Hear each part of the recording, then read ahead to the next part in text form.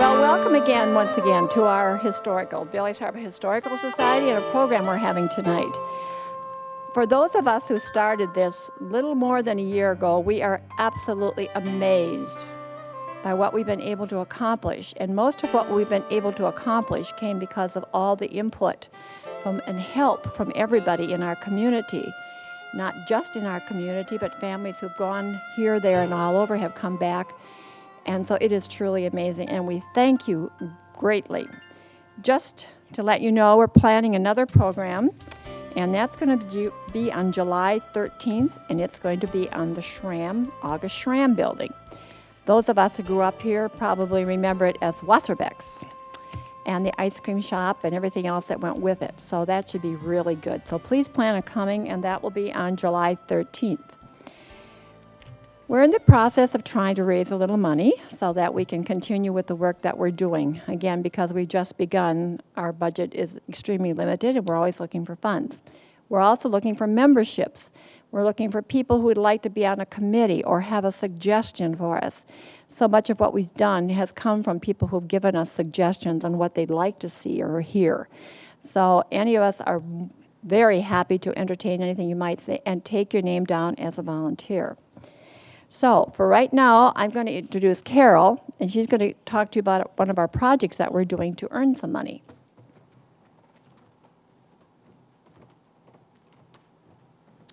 Hello, everybody. I don't know if you were able to look at the tray beforehand, the table in the back, and we have the DVDs, and we also have a tray, which is this here. Okay, and what these pictures are, I don't know if some of you were at our program on the postcards. And these are some of the early postcards from that program. And it's a fundraiser for our society, and hopefully you guys will sign up. We'll sign up, and what we'll do is I would meet people here at a given time and drop off the trays and people can pick them up. Okay, so feel free at the end of the program to go back and at least take a look at it and see if you might be interested. And it is $23, and that includes the tax and everything. Okay? Thank you.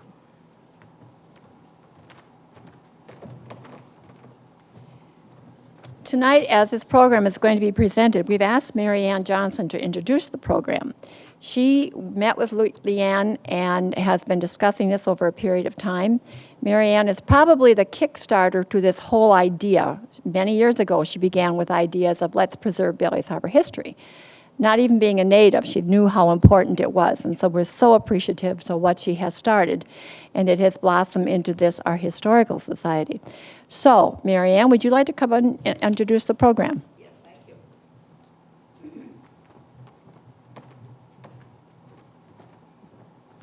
In a continuation of what you were just saying, the slides that I made, all the DVDs, 24 of them that are at the library here that you can take out anytime with your library card. I brought my set of them, the original ones, down to Lake Forest, Illinois this winter where I live. And I took them over to Lake Forest College. Because I'm familiar with the history department there. Well, they were very interested. They've never done anything like that, you know, for the town. So I may have a new future. I'm not sure. In the meantime, I want to tell you a little bit about my coming here tonight. Leanne Despotes is quite a sleuth. She tracked me down last Thursday night in Northfield, Minnesota, where I was attending my 60th graduation reunion with my class at St. Olaf. And Leanne tracked me down and asked me if tonight I would come and introduce the program and introduce the Krowas family. So I was pleased to do so because they were a group that I had always wanted to do myself. I had talked about it. There are many different groups in town that I never got around to. But 24 is fine. However, the Krowases are certainly ones that I intended to do. So this evening, it's my pleasure and honor to introduce Kirsten Krowas. And Kirsten and I go way back because in 1969, when I opened my shop here in Bailey's Harbor, Alice Hickey worked for me for 5 years. You know Alice. She was the aunt to the two Hickey brothers, the fishermen. And every year in September, Alice would come into the shop and she'd say, "We must go out to the Krowas Orchard now to buy plums and apples. It is time." And then Ernald Visty, too, in whose building I rented space for 30 years, would do the same thing. In September, he would come in and say, "That's interesting," and say, "It's time to go and get the apples." So of course I would. And then a few years later, Kirsten Krowas was a waitress at the Sandpiper when Junie and Wayne Voigt owned the Sandpiper. And I would go in there like every morning and have coffee and something and talk to Kirsten about a lot of things about the orchard and about the Lutheran school that she attended and so forth. So I feel that I knew the family quite well. Now we have a chance for people to find out more about the fourth generation of Krowases and why they came to Bailey's Harbor and what their plans are for the future. Kirsten, I'd like to call on you now. There she is, holding up the wall.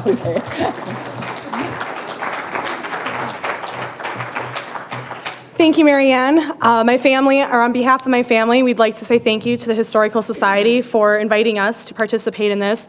It's been a lot of fun putting together the old pictures, going through the family history, and finding out more about our family and why we're here. There are a few family members in attendance tonight we'd like to make sure to recognize. My dad, Dan, and Mom, Sherry. If you'd like to stand, wave. They're the ones who currently operate Krowas Orchard. My brother Eric and his wife Becky. My sister Hillary is going to be helping with the slideshow. Andy, our youngest brother.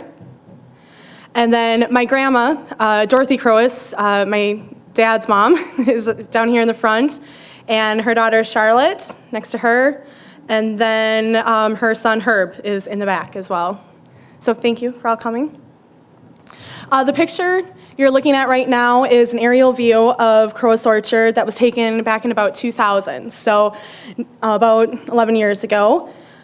In 1900, Herbert Krowas moved to Bailey's Harbor from La Houge, Illinois, but it wasn't until 1908 that the farmland was purchased on the west side of Kangaroo Lake. You can see that that's now the corner of Kangaroo Beach and Lagerquist Road. The area in red is the land that was originally purchased by Herbert, and it was here that the house, part of which you still see today, and the barn were first built. Most of you know the land being used for an orchard, but originally Herbert had purchased the land and built the barn to use as a dairy farm and all the crops that go with it. In 1903, Herbert Krowas married Margaretha Mosier at Emmanuel Lutheran Church here in Bailey's Harbor. Margaretha Mosier emigrated from Germany at the age of 14 with her sister Magdalena Mosier. We still actually keep in touch with some of our German relatives who live in Germany close to the Munich area, who were relatives of Magdalena and Margaretha. Herbert's brother Charles married Magdalena, and they settled at the corner of Fairview and Memorial in Egg Harbor.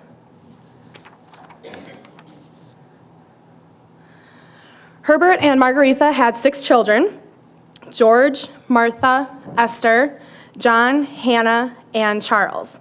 Although we assume all the children helped on the farm, it was eventually Charles who lived and worked with his father to help run the farm. Growing their own food and having the cows helped Herbert and Charles to make it through the Depression. To help with things, Charles took odd jobs like mechanical work and caddying at Max Welton Golf Course. It was during these years that some of the land was sold to help make it through the tough times. The area in red that you see up there is the land that Krowas Orchard owns and operates today.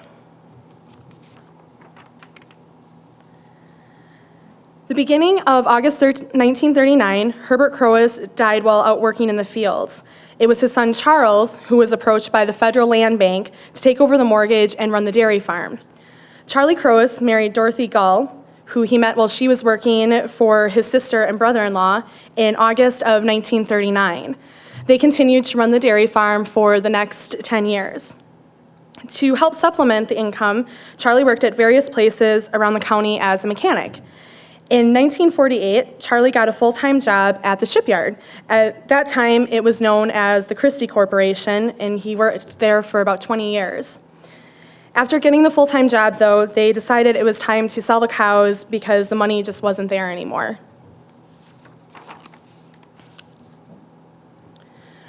Charlie had a home-built tractor made from a truck with a hay rake on the front of it.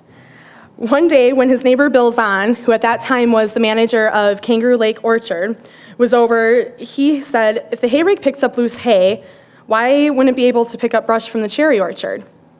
Charlie and Bill tried it out a few times, and it ended up working. It turned into a springtime job that took Charlie to orchards from Sturgeon Bay to Sister Bay pushing brush. After doing this for a couple of years, Charlie thought a cherry orchard would be a profitable business to get into. Since you could do it on the nights and weekends, he could still keep the full-time job at the shipyard, plus run the orchard. The other driving factor was the land was more suitable to growing fruit trees than the farm crops because of how shallow the soil is. The roots of fruit trees are able to find the crevices in the rock where the moisture is located. After saving enough money by working overtime at the shipyard, building the Badger and Spartan car ferries, Charlie had saved enough money to buy the first cherry trees. In 1956, the first cherry trees were planted in the field along Lagerquist Road. That first year, 530 trees were planted. The first 150 holes were dug by hand. However, after those were dug, Murphy Moore was then called and hired to dig the rest of the holes with a tree hole digger. Eventually, Charlie did end up building his own tree hole digger, so he didn't always have to contact Murphy Moore or dig them by hand. These were the manual labor years of the orchard, and once Charlie planted the trees, it became a family affair. Once the trees were bearing fruit, the kids were expected to help spread fertilizer by hand, work the orchard, help pick cherries, and more. Charlie and Dorothy had 8 children. Charlotte and Herb now live in Sturgeon Bay. Beverly and David live in Green Bay. Betty, who lives in Crivets. Carol lives in Milwaukee. Dan lives here in Bailey's Harbor. And Tammy lives out in Trinidad, Colorado. At the height of hand picking, there were about 100 pickers who would come to work. Half of the pickers were Native Americans who came from the Red Cliff Reservation in Bayfield. Because of the distance, they would stay in camps built on the farm in 1961. This is a picture of the camps at that time. Not only were there the buildings, but also they would bring extra tents to set up to have room for everybody. The other half of the pickers were local people. Some of the names I'm sure you'll recognize: Ericksons, Steffens, Hunnolds, Gerlachs, Lasays, Zahns, Lagerquists, Shortners, Zeislers, and more. When cherries were handpicked, the pails would be dumped into wooden boxes that held 3 pails of cherries. These boxes that were then taken to the substation and dumped into a tanker that would be hauled to Sturgeon Bay for processing. At that time, pickers would get 20 cents to 25 cents a pail. Dorothy would be in the orchard during the day to keep track of the number of pails each person picked on punch cards. Each night, she would record the number of pails picked for the day and then have to make out new cards for all the pickers for the next day. She did this while still making all the meals for the family.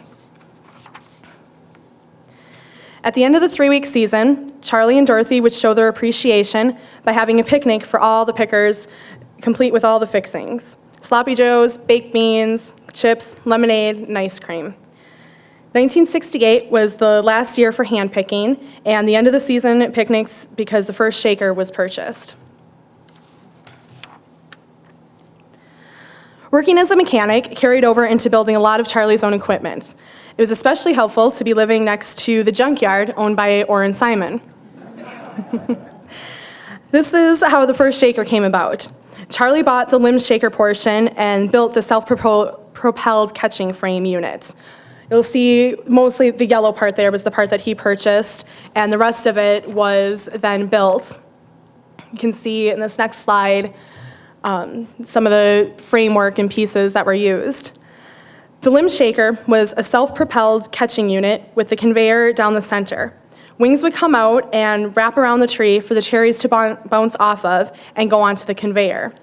Once on the conveyor, the cherries were caught in tubs and then dumped into tanks. This particular shaker was used through the 1976 cherry season. Because of how the limb shaker was used, the trees didn't need to be pruned as high as they are now. You can see how these trees have branches starting much lower to the ground, maybe 12 to 18 inches, whereas when you're driving along nowadays and you look at the trees, the limbs typically start at about 30 inches and can sometimes go up to 36. Charlie was always willing to try something new when it came to the orchard, even if it didn't always work. One of those ideas was planting pumpkins to be sold to the fruit growers co-op. At that time, they were trying to diversify to make the factory more profitable, more productive during the off-season of cherries. The children spent all day picking and loading pumpkins onto a semi, which amounted to getting paid $75 for the full day. Needless to say, this was the only year that pumpkins were planted. Another idea the co-op had was to plant plum trees that could be processed in the factories used for cherries. Charlie planted 200 trees. However, by the time the plum trees started to bear fruit, the fruit processors decided not to buy the equipment to process them. This is how the pick your own plums started, which Marianne talked about. June 1st of 1961, the first 75 apple trees were planted. With the planting of the apple trees, it helped to diversify the orchard and have another season besides just the cherries. When the apples began bearing fruit, Charlie and Dorothy sold them by the bushel to locals. This eventually developed into the fall farm market. In 1977 and 1978, a second type of limb shaker was used. This was a double incline shaker, meaning that two halves drove down both sides of the trees to catch the cherries. However, even with this advancement, tubs still had to be used to catch the cherries and take into a tank. After catching the cherries in restaurant-style tubs, they were taken into a tank that was filled with water. The cherries were then hauled from the orchard to the cherry factory for processing. With the mechanization of cherry shaking, only 3 to 4 locals would have to be hired, along with the family and friends to help during the season. Out of Charlie and Dorothy's 8 children, Dan was the one who was interested in the orchard. After leaving Door County for about 4 years to attend Northeast Wisconsin Technical College for drafting and working at Appleton Structural Steel, Dan decided to move back to Door County and take over the day-to-day operations of the orchard from Charlie. While living in Appleton, Dan had met Sherry Radickle, who he married in the fall of 1976. From 1976 until 1982, Dan and Sherry rented the orchard from Charlie and Dorothy. Then, in April of 1982, Dan and Sherry purchased the farm, and the third generation of Krowas Orchard began. In the fall of 1978, the shaker currently being used was purchased and used for the first time in the summer of 1979. Known as a trunk shaker, one half has a rubber claw which grabs the trunk of the tree. As the shaker is shook, as the tree is shook, the cherries bounce on the canvas and are caught by the elevator half of the shaker. The elevator runs the cherries into a cold tank of water. You can see in this next slide, this is actually the elevator half that the cherries then bounce onto, and they then take the cherries into a tank of water like that. When they do go into the tank of water, basically what it helps them do is to firm the cherries up to help for processing. With the transition to trunk shaking, calibrated steel pallet tanks were used to catch the cherries from the elevator half. That would be like the one you had seen in the previous picture. As Dad explained it, they have to be calibrated so that when the cherries get weighed, you need to know the weight of the tank so you know how many actual pounds of cherries you have at the factory. Because of this, there was a need for a forklift to transfer tanks to and from the orchard. Dan and Charlie built the forklifts that were needed to do this. With the third generation of Krowas Orchard, new ideas developed to help progress the orchard and better the quality of fruit. In 1984, the cooling pad was built by Dan and Charlie. After the tank is full, it's taken up to the cooling pad where PVC prods are placed into the tank. The prods have numerous small holes to let cold water slowly trickle into the tank. This helps to cool and firm up the cherries, which then makes it easier at the factory for processing. From there, the tanks are loaded onto a flatbed truck to be transported to the factory, which is located about 7 miles from the orchard. Dan and Cherry continued the farm market and diversifying the orchard. In 1989, it was decided to add another element to the market with the pressing of apples to make apple cider. It was at this time that potatoes, pumpkins, squash, and gourds were planted to sell along with the apples and plums. With the continual growth of the tourist trade in Door County, the farm market business kept increasing, creating a need for a larger building to house the market. This has led to the addition of new varieties of apples and selling of our own frozen cherries.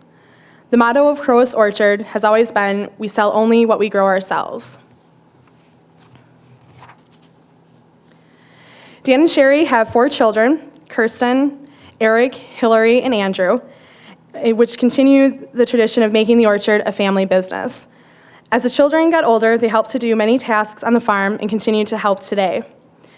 As they were growing up and starting to get jobs at the Sandpiper during their high school years, there always had to be one night when we were all off together so the various vegetable patches could be hoed. Dan always said, "The family that hoes together stays together." After hoeing, ice cream at the Yum Yum tree was always a treat. In 2001, Dan and Sherry were given the opportunity to become partners in the Northern Door Cherry Corporation located in Bailey's Harbor. This guaranteed a home for our cherries to be processed at all times.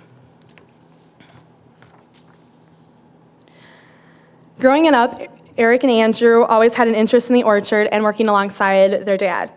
At an early age, they tried growing sunflowers to sell during the fall in the market.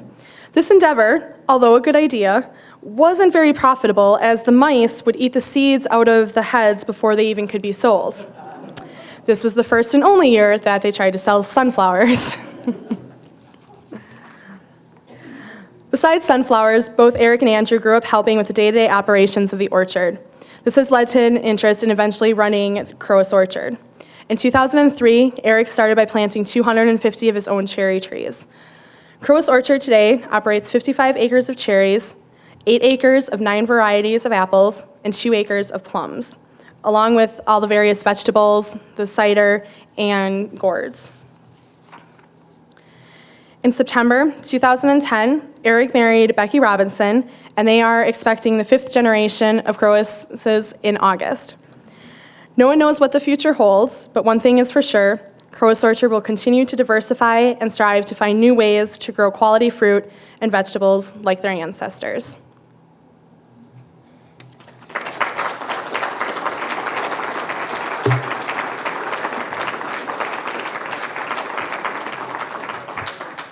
So thank you again. We really appreciate being asked to do this. But now I'm going to turn this over to my father and mother, Dan and Sherry, who, if you do have any questions, they're the better ones to answer those.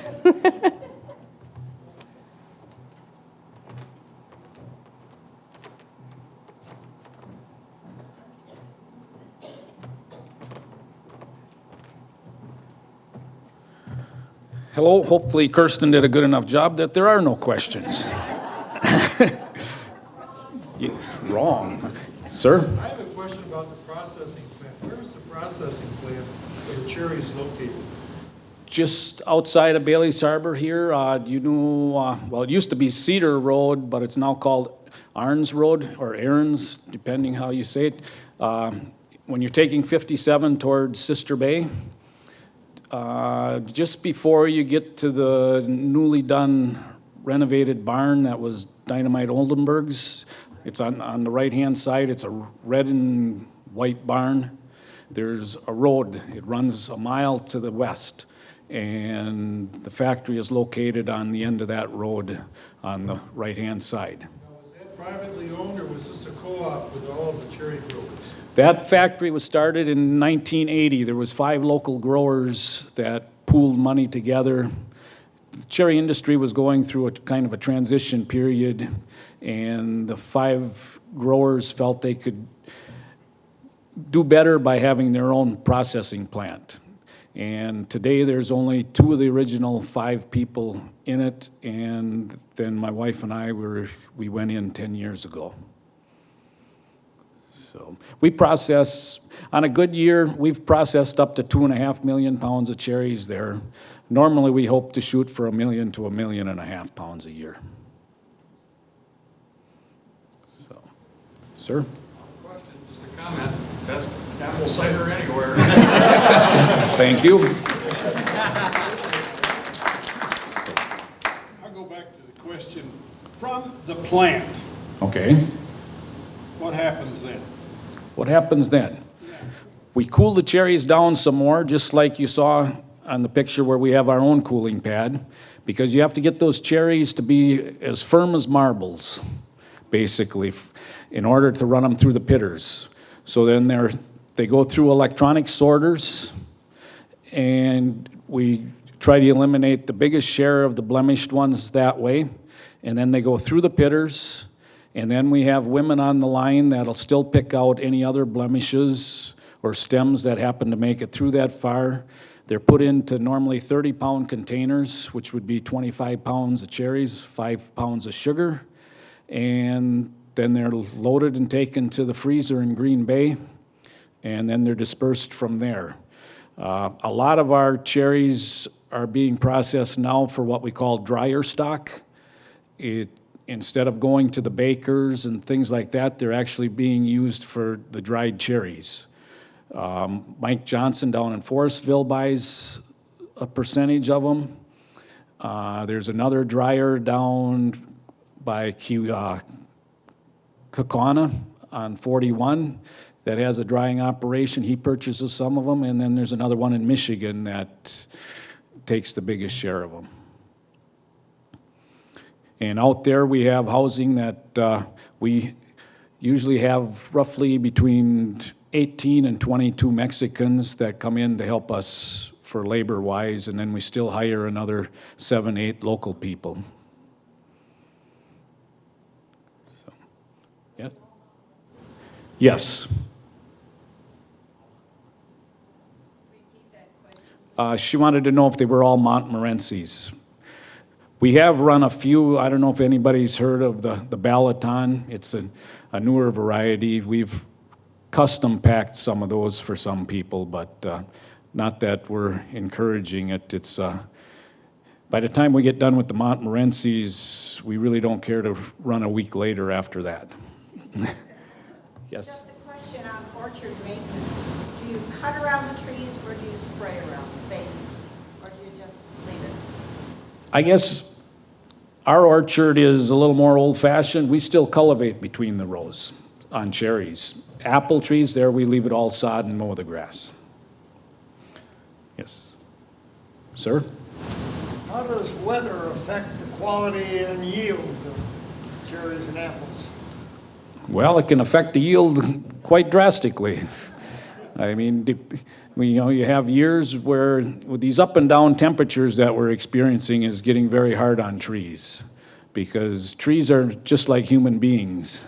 They get accustomed to the warm days in the winter and they'll start to advance, and then if you drop temperature too fast, they can't correct for it, and you can end up being froze out in the middle of winter already. Springtime is normally the most crucial though, because you're killing frost usually. In May is the one you got to look out for. If the buds have advanced too far already, it can take care of the crop right there. How long does a tree last?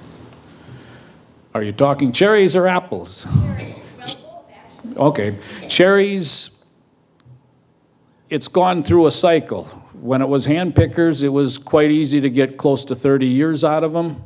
And then when we started with limb shakers, we dropped down to about 20 years. And now with the advancements we've made with trunk shaking and growth regulators to help loosen the cherry from the tree so we're not shaking them so hard, we're getting back up to the 30 years on cherry trees. Apple trees, your older varieties and your older rootstocks, those trees will live basically forever, the way it seems. But your newer varieties on more of your dwarfing and that, there you're limited. You know, there I think you're probably looking at 30 to 40 years. Sir? How important is the research that's being done over on 42 at the research station? It helps us out quite a bit because what's happened in the last years, you know, it's contrary to what maybe people think. Farmers don't care to use chemicals if they don't have to. Even though in this area, to think about growing cherries and apples organically, it's almost impossible because of our weather conditions here with all the damp weather. We just can't control funguses. And the research station has really done a lot of work for us where they have weather stations positioned through the county and they monitor everything by degree days, leaf wetness. So we only spray when we really need to instead of just doing a protective type spray that they used to use years ago. And they do a lot of trapping also. And they're always working on what works best for our location because Door County is kind of a unique area versus, say, Michigan where they're growing cherries on sand land rather than the rock that we have in that. So you never know, just because it works in Michigan doesn't mean it's going to work here. So hopefully we're able to keep that operation going over there. Gilly? What are some of the memories that you've got on the migrant labor camp? Just the people and the camps preparing them and the things that come to your mind when you think back to those days? Okay, Gilly just asked what memories I have of the old pickers camps when we had the migrants. To me it was, well, I was fairly young at that time. When we switched over to shaking cherries, I was only 13, 14 years old. To me, it was a great time because we played softball every night with everybody because there was more people around. You could have enough to have teams in that. And the migrants we had were very friendly people. We enjoyed to see them come back every year.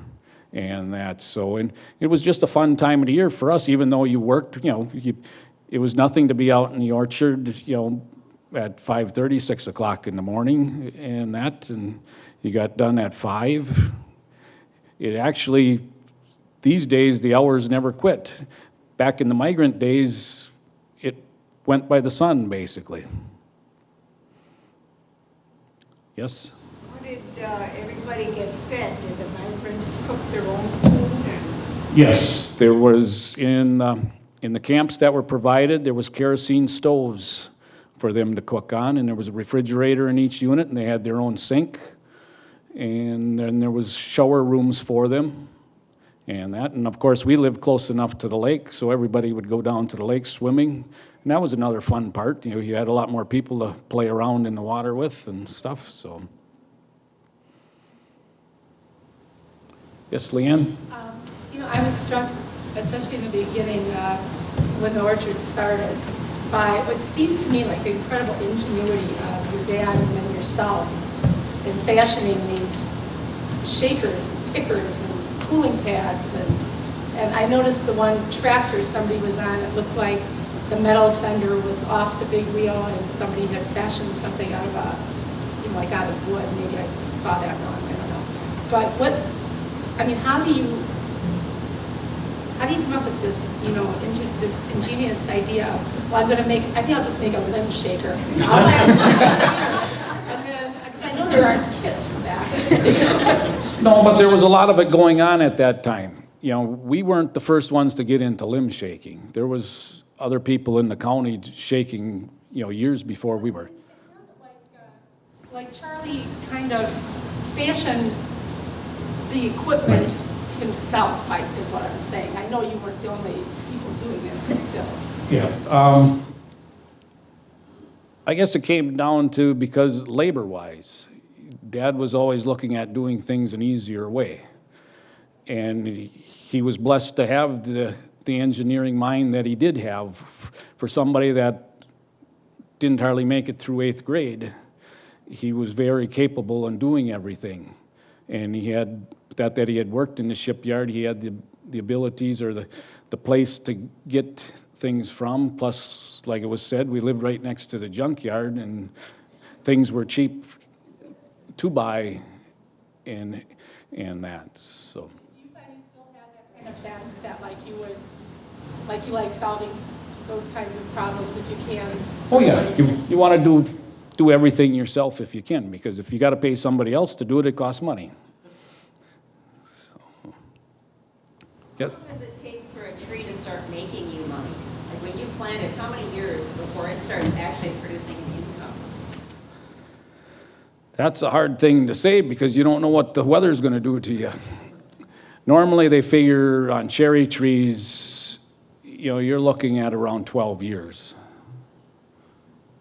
That's what the experts say but they're, you know, they're factoring in borrowed money and everything else, depreciation and things like that. Can you comment on the heritage and history of your last name? Well, we're German, of course, and that's so, you know, that's why it's spelt with a W, but the Germans would pronounce it with a V. Of course, we've been in America long enough that a lot of people pronounce it as a W. And that's so. Yes? I'm curious to know, do you know what that property was when your ancestors first decided that they were going to claim it for their whatever they were going to do with it? Were there lots of trees? Did they have to fell the trees or you know, dig it all up themselves? Oh, I really can't answer that one. All that I do know is at one time where there is a woods, somebody had completely cut it off, because I can remember my dad saying he could stand in the kitchen window of the house and look up and see Simon's silo, which would have been 3/4 of a mile away. And a lot of where it all, if you're familiar with our land along Lagerquist Road and that, where it's all pine trees, my mother and father planted those because that land was so rocky and it wasn't good for anything else. They just planted the trees in there, the pines, to get some cover there.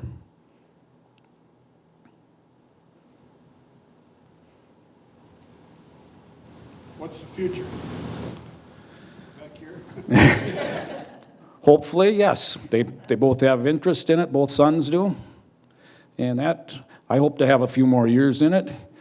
We always have dreams of what we'd like to try to expand into, but as you know, with times being what they are, money doesn't always come as fast as the dreams do. But at this point, it looks like it's going to continue, yes. The cherry market and the apple market look fairly decent. Well, your apple market is what you make it, because we no longer have commercial processors in the county. So that's the reason why the farm market was expanded. Actually, we cut back on the volume of apples that we produce to try and fit what we can sell ourselves right from the market. Where years ago, you used to be able to sell them for sauce and juice. And that cherry market is looking fairly stable. There's things in place through the country that are helping matters out. And the dry cherry market is really taking off and making it look really good for the future. Advertising that dried cherries are great for arthritis ought to be a real market for this place. You would think so, wouldn't you? So. Could you comment on the potatoes that you grow, because they are so wonderful, and when did you get into that crop, and is it profitable for you? Well, yeah, we make more on them than what we put into them, yes. If you want to call that profitable. I'm trying to think when we really did start with them. Dad was still alive, because I can remember him washing them for us. Now we don't bother washing them because we had people that were concerned that potatoes last longer if they haven't been washed. But so I'm thinking it had to be around 1990 that we probably started. But it was on a real small scale, and as more people found that we had them, you just keep growing a few more. So, yes. They should make a good draw for people to come and see your cherries and your apples, too. We hope so. Do you see your orchard ever becoming fully organic? Or any of your produce? I don't know. You know, we do a lot of reading on it. Whenever there's articles in our fruit papers and that, like I say, in this area, especially on fruit trees, it's very tough, and even probably harder for us in our particular area because we have a lot more evening dew and morning dew than, say, the people over on the base side of the county. And with your funguses being such a problem, especially with what we call leaf spot, where you get the yellow leaves on the cherry trees, it's really hard to do. And the other thing people have to realize that if you go organic, price is going to go up because it means there's a lot more labor involved in it. Are the new products that are used for spraying being developed so they're less, or closer to being organic and less whatever? They're a lot less toxic to humans, yes. The only problem that we're finding is, you know, your older ones, which, and a lot of them are going to be taken off the market here very shortly. Everything else is so how should I put it? It usually only kills one insect, where your other ones were a broad spectrum insecticide. So you're going to really have to be doing your trapping and know what you have out there for insects, and you're probably going to end up doing more spraying than what you were doing before. Yes? The purple boxes I see hanging from trees around the county, does that have anything to do with the fruit orchards, or is that? No, I believe, yeah, yep. When you were talking processing, you said something, and I was very intriguing. You said you put something up to loosen so that the cherries will come off of the limbs and so on. What is that, a spray or what? Yes, it's a liquid. At a certain time you put that? Roughly 10 days before we want to harvest, we spray this on. It's a growth hormone. It's an ethafon. It's what the tree produces on its own, but we just help it along so that it does it faster. And the cherries release so much easier that way, and you don't have to shake that hard. Yeah, and it's not that much that you really put on, because you're putting in roughly, well, we put in a half a gallon and 400 gallons of water, and that's enough to do 6 acres of trees. So it really isn't that much that you're putting on there. Oh yeah, it's unbelievable, and basically all the cherries come off the tree then when you shake. No, we spray it right on the leaves.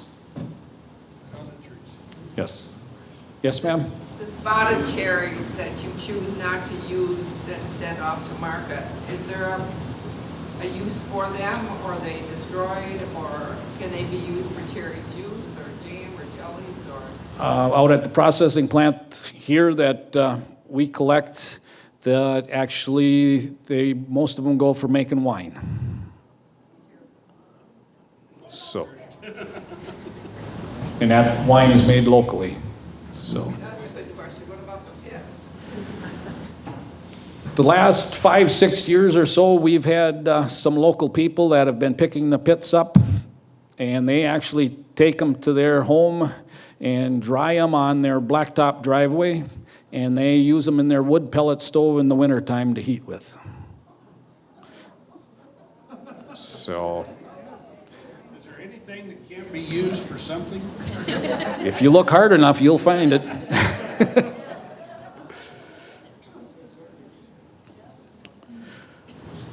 Ma'am. Yes, ma'am.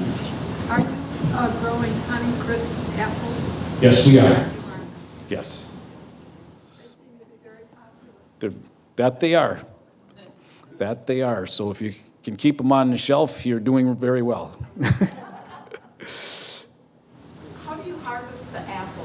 all by hand. Pick them by hand. And that, usually we have a few retired local people that'll help us out. Last year I had one Mexican that needed some work because the orchard that he normally picked at had a lighter crop, and we've had other Mexicans help us in that, so it's usually about a month that we pick. When does that start? Normally hopefully we start about the end of September, because our farm market, we usually figure that we're open the last weekend of September. And so we always did say, and Dad always said it, we had to be done picking by Halloween, because then you're taking a chance of things freezing on the tree.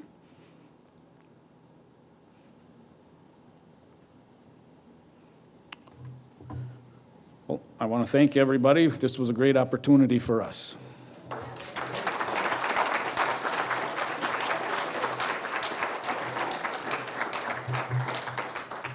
Wasn't that great? I've lived here my whole life and have picked cherries for 20 cents a pail to pay for my school clothes and going to the fair in the fall. So I learned a lot. It's really interesting to know some of the things that I wasn't aware of. Thank you, Krowas family. Thank you so very, very much. This is our history, and this is what makes it so exciting. Thank you to all of you for coming. We are looking forward to seeing you in July. And there's goodies still back there. Please help yourself. And there's a little case back there in case you feel like you would like to give us a free will donation. In the meantime, have a good evening and hope to see you in July. Wait a minute. Wait. We're going to pick up a free DVD if you all signed up. Yeah.